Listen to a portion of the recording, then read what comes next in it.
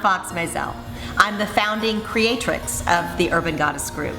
And I am here today to share with you a little information on how to lead your own circles, creating your own goddess groups.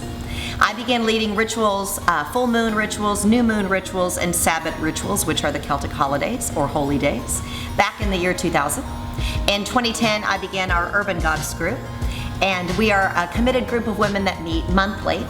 We gather one Sunday a month, and we share in ritual and celebration and honor the divine feminine within ourselves and within one another. So I'd like to share with you some easy ways to create your own circles, or what I would like to call a ritual recipe. It can be completely different from what I do, but this is just how I facilitated circles for many years, and I think that you may find this to be helpful information as well. So what I like to do when I gather a group of women is I allow about 45 minutes to an hour for a social ahead of time. We generally do a potluck style meal, so each woman brings something. We create a vegetarian potluck, so there's no harm to the earth, and do a little BYOB or hot teas or whatever it is that your women would like to do. After socializing, we gather, and we always start at the appropriate time so the women know when the ritual's beginning and have an approximate time about when it's ending. We circle up, and we usually begin with a reading of some sort to get the women tuned in to their spirit selves. A book that I like to use quite often is the book Imagine a Woman in Love with Herself by Patricia Lynn Riley. You can use any book that you feel guided to use, but we generally start with a reading which settles everyone's energies and attentions. After that, we begin by going around the circle and asking each woman what her intention is for being there.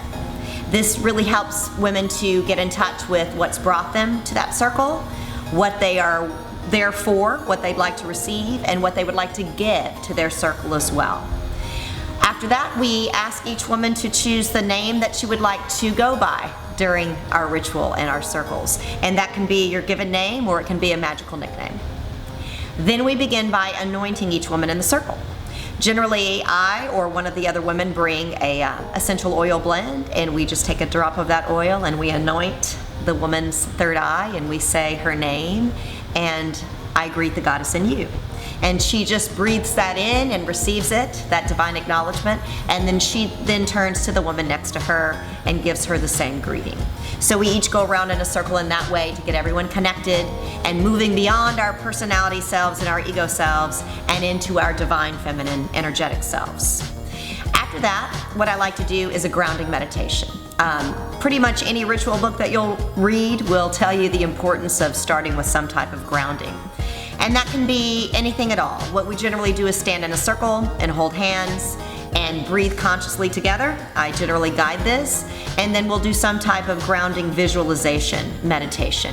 And that can be simply standing with your feet firmly connected to the earth and the crown of your head stretching into the sky, connecting to the earth energies and the cosmic energies of ideas and earthly plane to make your magical dreams come true.